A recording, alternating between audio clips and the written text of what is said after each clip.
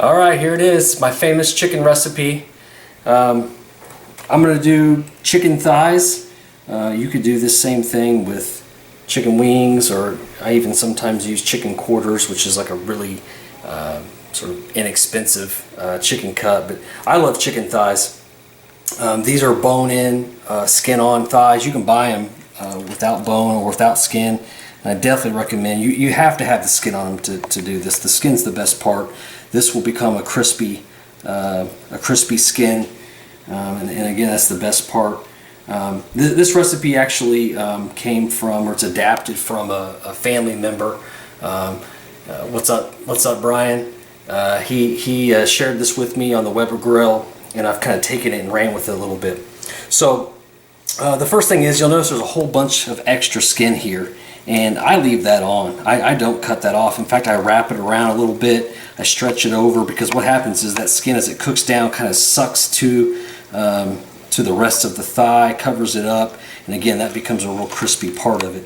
And then I put a rub on it. The original recipe that I got from Brian, he used more of a savory seasoning. It was Cavender's Greek seasoning, and that's excellent. I still do that sometimes, but I've kind of adapted and found that I like putting a sweet rub on, and then you get the savory from the chicken, you get the sweet from the rub, and that's kind of what I come to here recently. So I'm using this. This is money, and this is sweet money, and you can get these from Big Papa Smokers, but you can use any rub. You can make your own rub. Again, I do like the sweetness, so you might want to add some sugar if you're going to make your own rub. So the first thing I do is I flip them over, skin side down, and kind of expose it here, expose the underside. And I start off with just straight money. You'll notice I don't necessarily put a whole bunch on. Pretty light there on the, especially on the back side. I'm going to flip them over, and like I said, I kind of tuck that skin around, make it a nice little sort of pillow shape.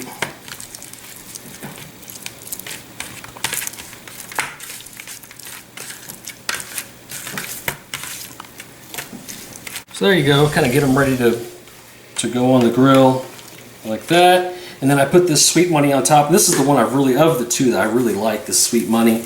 It's a real sweet seasoning. Big Papa Smokers deals in a lot of rubs and sauces that are popular on the competition barbecue circuit, and that's kind of where I came across them. There you go. Again, not a whole lot. Next thing you do is get the fire started.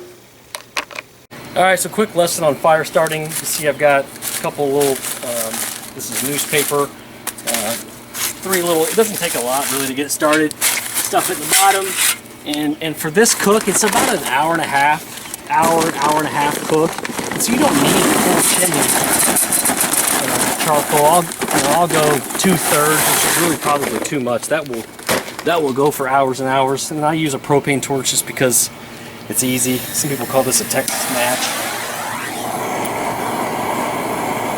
Usually get it started on one side, get it started on the other. And then that white smoke that's coming off right now really is probably the newspaper, but even once the charcoal gets lit, that white smoke that's coming off is the charcoal getting started, and that's not pleasant. You don't want to cook on that. So I'm going to let this cook down until that white smoke stops and it goes clear, and then I'll put it on the grill. Alright, so this thing's ready to go. It's really only been maybe 12 minutes, and you know, if you look in here, I know they tell you to wait till the whole thing turns white, and I've just found that you end up just burning your charcoal down when you do that. Right now, you see though, it's completely clear. You can see heat wave coming off, maybe a whiff of smoke, but for the most part, that thing's no longer putting off that white smoke. So I'm going to grab it, I'm going to take it over to the cooker. Be careful when you're barefoot or you're wearing flip-flops, because this definitely will drop some hot ash out the bottom.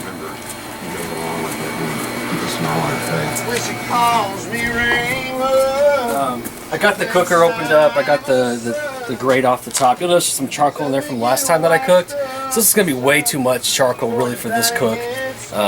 But you notice I put it all here at the back end. I'm doing indirect heat, right? So I'm going to cook opposite of where the coals are.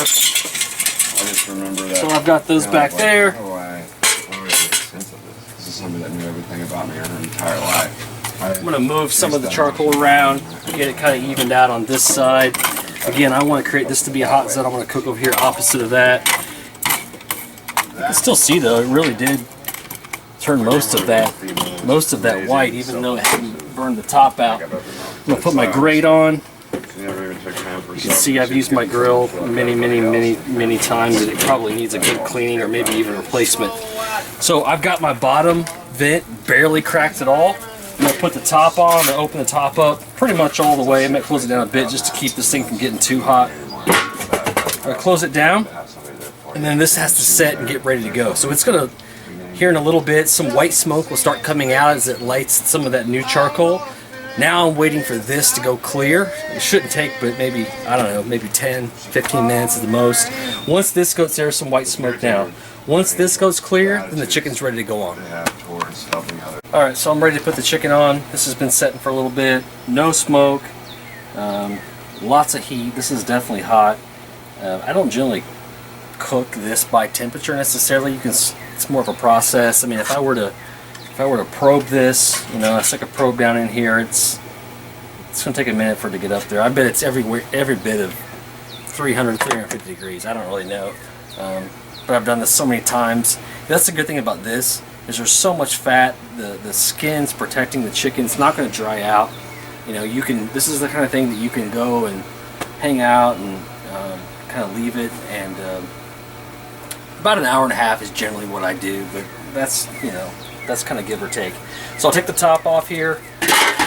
I usually clean my grates just a bit here on this side because this is where the chicken's going. Again, I'm cooking 100% off heat, cooking over here on this side, not so much worried about the other side. I've gone back and forth on whether or not to start with the skin up or the skin down. I've kind of landed on I start with the skin down. I go about a half hour or so, then I flip it over. That way the skin on top really gets a chance to get crisp. So, and believe it or not, this over here is actually what I found to be the hotter place. You know, the heat kind of in this dome seems to come over here. So I'll put my bigger piece over here on this side, furthest away from the heat, and the bigger pieces. You hear it sizzle a little bit because it's definitely a hot grill. There's no question about it.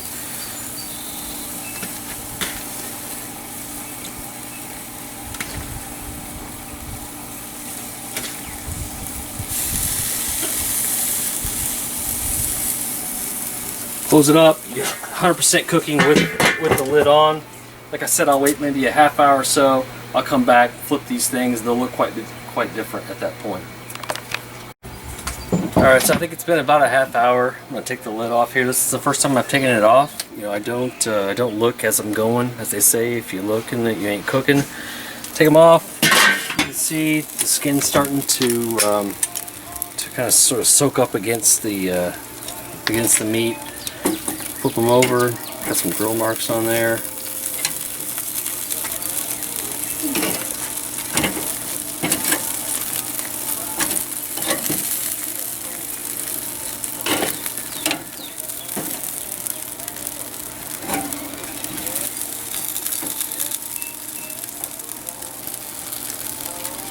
That's it. So just flipping them over. I'm gonna close it back down. You know, probably I'll probably check them another half hour, 45 minutes. And right now I'm really concerned about trying to get that skin that's on top now crisped up, and those things will be ready to go. Alright, so it's been an hour and 10, maybe hour and 15 minutes, something like that. So take a look at what I got right now. The chicken thighs, as you can see, they're crisped up. I mean, you can even see like little bubbles here where the fat and the skin's kind of bubbled up and it's crispy. This right here even peeled back just a bit. I mean, it's hard. You know, when I hit it, it's crispy. I've got some asparagus on here on direct heat. These are ready anytime. They're ready to eat right now. But that's kind of the beauty of this, is that you can wait. These aren't going to necessarily dry out. I mean, I could take it out right now, but then the skin starts to soften. So I usually keep them on here. I'll finish my asparagus and we'll eat dinner in just a minute. Alright, so last shot here. You can see they're done. You know, I'm not going to do necessarily a bite test for you, but you know, you can see that the skin is just crispy. in this part right here. Look at this. Right, it breaks off. That's the skin right there, and that's the best bite. I can guarantee that the meat inside is juicy. So there you go. Thanks, Brian, for the guidance along the way. Hope you enjoyed the video. Good luck with your chicken thighs, chicken wings, chicken quarters, whatever you decide to do.